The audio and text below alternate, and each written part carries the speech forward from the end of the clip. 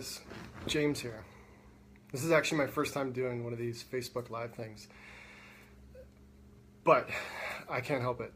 I just got off the phone with a participant from the newest workshop that I've launched, and I'm completely floored by the results. My heart's pounding right now. I feel a little bit nervous even talking about it, and I'm noticing some tears actually swelling up because I just can't believe what can actually be created. I've had a dream of, thanks Michelle, I've had a dream of bringing deep inner work to business for a long time. Because what I've noticed is that, whether you walk outside and buy something, whether you're dealing with a bank, whether you're trying to bring something into your life, you are always dealing with a business. And whether you're dealing with a person directly or you're dealing with a person who has created that business, in some way, shape, and form, a person is directly responsible for your experience. Whether it's a service, whether it's a product, whatever you're actually up to, you're dealing with a person. And the more I looked at the way that people are developing their businesses, the more I saw it was actually a really disempowering endeavor. More money, more money, more money. And then you look at a completely other structure, which is helping people build their businesses from their soul, and it has nothing to do with prospering, with finances, and it feels like the two worlds are different. Like you can have a business that fulfills your soul, or you can make a lot of money. And a lot of people are trying to find the balance between the two by doing things ethically, but not doing things that fuel them up.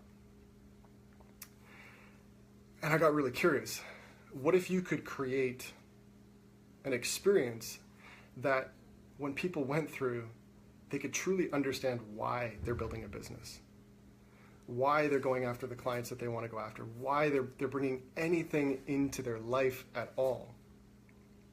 And I know Simon Sinek covered this topic before, Start With Why, but I think that I wanted to bring it in this really condensed version. And so I created this workshop called The Mission Within, and I had no idea at the time how far it would actually go. And the company that I built it for, I told them that I was going to build a revolutionary workshop that was going to be the most confronting experience people had ever gone through. And it was going to take them to the depths of who they were as a person, and it was going to radically change the way they saw the world. Maybe they would be successful at the end, but either way, they would come out of that room changed. And so I set to discovering what would actually have that experience happen. And I started going through the experience for myself about how do you create that experience for yourself where you are powerfully moving towards making a massive impact, which generates good income, but at the same time completely fuels you. And the more I started to discover, the more I was, again, just floored by it. So I just got off the phone with one of the people, and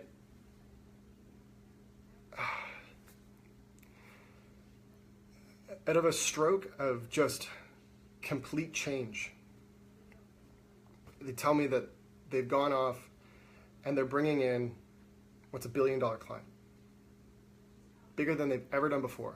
And not only that, it happened with ease and joy. And they knew that that client, by working with them, was going to be served more powerfully than they had ever been served before. I bust into tears, thinking that those two things could happen together. You could go off and sign $1 billion client and feel happy about it, and feel completely fulfilled that that's happening. That's my dream, is people to create things that fuel their life, but do it in a way that's like an internal mission that actually makes them soar. And I want to tell you guys a little bit about how I came up with that idea and how it's actually worked so amazingly. I had a client once. He's brilliant. And some of you that are really, really good at math, you're probably going to butcher me on this one. But he told me, he's like, the equation E equals mc squared. Energy is equal to the mass of an object. I think it's multiplied by the speed of light squared by itself. So pretty much the energy, the potential energy of an object is equal to the mass that it has multiplied by the speed of light squared by itself. So if you take the average human being, they're made of atoms, the same stuff that everything else is made of, it has the equivalent energy of roughly 44 of the largest atomic bombs ever detonated. Let that sink in. You have the potential energy of 44 of the largest atomic bombs ever detonated.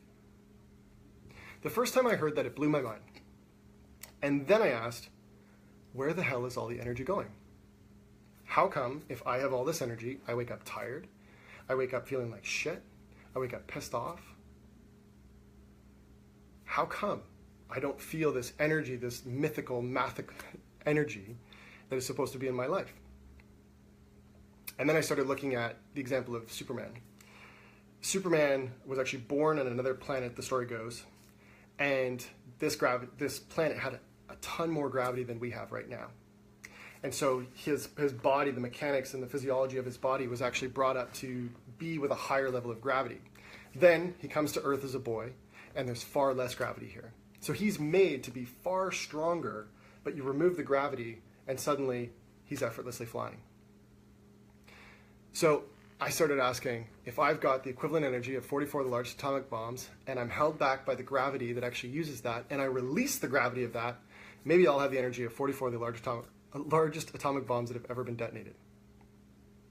And so I started looking at where the energy goes. Where does the energy that you have go? I have 44 of the largest atomic bombs inside of me ever detonated. Where the hell is all of that energy going? And I started to realize that if you look at your entire life, it's a compensation. We're trying to fix something always. Something happens when we're roughly age 5 to 8. Maybe we have an abusive parent. Maybe we're really brilliant and we're in class and we put our hand up and everybody says, you know what, when you're smart, people think you're mean or you're a bitch. Maybe you got a teacher that when you spoke up, they put you down and they put you in the back of the class and you learned that being big was really dangerous. And these are the thoughts that most of us don't want to think because we go, oh, that's too deep, man. That happened long ago. But what ends up happening is we develop a story about who we are naturally and how that's a burden to other people. Or who we are naturally and how that's a pain to other people. Or that who we are naturally is not enough for other people. Because maybe we've got somebody that's in our life that we can't deal with when we're like 5 years old. And so we feel, and the narrative that we take on is that for the rest of my life, I am incapable of protecting myself. So I got to protect myself from everything. And so we developed this story from long, long, long ago about who we are, what we're capable of, and how we can deal with this world.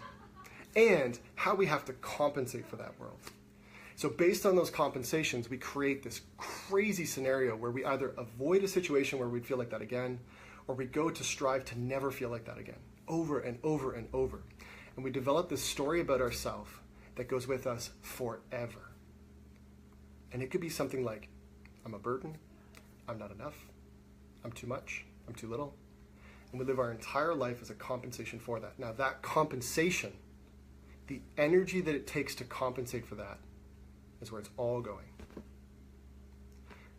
You compensating for a shitty story that you have deep within is the equivalent of 43.9999999 atomic bombs. Your story is draining you of 43.9999999 of all these bombs. And you've lived your entire life compensating for this story. If you look and you distinguish, your business is often built from a compensation. Your relationships, your life, the way you move, your fitness, it's a compensation. And nobody wants to hear that because we go, if it's a compensation, well then, shit, what next? And to be with the hard reality of that, but I actually have that as an amazing thing. Because if this is how I feel right now and my entire life is a compensation, this is how energized I feel, what will I feel when I'm not compensating? How will I experience myself when I'm not paying a debt that I gave to myself when I was little over and over and over again. And I want you to think about that. Let's say I give you $100,000 of debt right now, and you make $100,000 every single year, but the debt never gets paid off. What's the experience of making money while you have debt? It's like you've never made money, because it comes in one hand and it goes out the other hand. It comes in this hand and it goes out that hand. And over and over and over, you win on this side, but it never feels like anything, ever. So people go, like, no matter how much I win, I never feel alive. That's because you're paying a debt. You can't win, because all the energy you ever have goes towards paying a debt. And so what we do is we try to get better at making money. We get better and stronger and find these new unique ways to maneuver and strategize around the world. And we actually make more money. We get better. We start looking better. We get fitter. We get more talented. But the more money you make and the more successful you have, the more shit you throw into the hole. And it never gets filled because it's a story that never existed. It's a lovely little fly. You can't fill the hole because you don't know the hole exists. So you go make more so you can fill the hole, but the hole never gets filled. And so you start to get resigned because no matter how much you do, you never actually feel like you're there. So what I did was I distinguished a way that you can find the hole, distinguish the hole, fill the hole, and never look at the hole again. And all of the experiences you've ever had, the capabilities that you've grown, the way that you've gone about life, the talents that you've developed, the skills that you've developed to deal with something that takes 43.99999% of your energy, all of the energy it took to fill that hole is now yours. And instead of doing everything to fill an internal hole, getting clients to fill yours, going and getting new business to compensate for something, and in the back of your mind, feeling the subtle pull of, I'm doing something wrong. What if that was gone? What if now you could do things from a blank slate? That's what I call creation. When it's not fixing something, you're creating something. When you're not trying to put shit back together over and over and over and over and over, you're creating something. You're building something. The energy that you have is actually a contribution to other people versus constantly feeling like a burden to other people. When we're actually starting from a firm foundation, we are a contribution. We can lead, not take. We can have a giving mentality versus a taking mentality. And no matter how many ways we try to spin it to ourselves, we know if we're taking. We know if we're just sucking up energy around us. Whether we want to admit it to ourselves or not, we are. And so what I invite is a space of absolute completion. You're done filling that hole. You're done paying that debt. And now you get to take all of your brilliant skills and go forward. It might sound kind of like, yeah, it's too good to be true. It's not. You just got to figure out what that is. You got to figure out what the debt is. And once you see it, you see how ridiculous it is. You see how absolutely ridiculous it is that you're paying a debt that you probably developed when you were 6 years old. Mine was, when I was in grade 5, I sat in a classroom as a specialist told my mom that I had a reading disability. And at the time, I didn't know what that was. It was called Irlen syndrome. Ocularly, the way that light comes into my eyes, it focuses differently with words. So I can't read as good as other people. And what started happening was people started knowing things that I didn't because they found it in books that I couldn't read. And I started to feel different, inadequate, and stupid. And my entire life was built so as to not be inadequate, different, and stupid. So what did I do? I became special. Special was my compensation. I had to be special. And there's a lot of people who would probably watch this and go, yeah, I see James constantly trying to be special, and fuck, it's annoying. It's hard for people to be with. Because if you don't know you're doing that, it's all you show up as to other people. It's a debt. And the need to be special can never be filled because it's never anything that can be filled because it's not friggin' real. So when I distinguished that for myself and got rid of the need, then I could actually just be with people.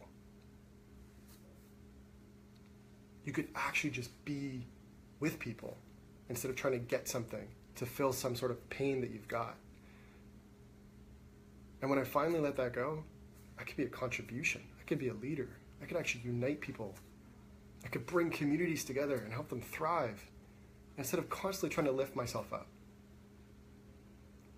And once you have that clean space, that's when your mission can come forward.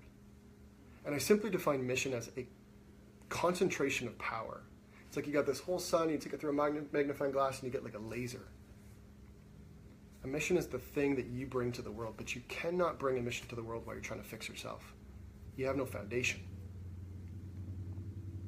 So what I did was I created this workshop that would have people find their original debt, pay it off completely, and then distinguish what they're actually on this earth to do, and then go do it. And when people go do that thing that they're here to do, they sign billion-dollar clients. They go bungee jumping off bridges. They completely change the trajectory of their life. They fall in love. They play big. They risk. They make bold moves. They actually live. Because when we're not paying off a debt, we actually get to start living. I'm excited because this is my life's work. I get to do this every day. I get to help people pay off debt that they never knew they had. Help them start using their energy and their money for things that they want to use it for. I don't even work in money. I just love talking about it. Because all it is energy.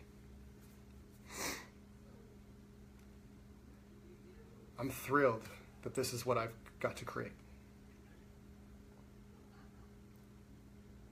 I'm thrilled that people call and say, holy shit, my life is working. Because I actually just let something go that didn't even exist. I saw some people joined on this. Thank you so much for watching this. I can't wait for round 2. We have the amazing Terminal City Club booked in Vancouver. I think like August 10th or something. And we're taking 16 people through this journey again. And we're making it 2 days this time. Because we built the most amazing container for this community. They still meet and have breakfast for the first group that we did this from. So I've heard. And we're going to take round 2 through this. And it's going to be more impactful because we know how to do this. And I can't wait to see who shows up because those are the next business leaders of tomorrow, the next movement leaders who get to come out of this experience as shiny, new, whole contributors. I can't wait to see who comes. Thanks for witnessing this, my expression, me being. It's an honor. Thank you. Take care, guys.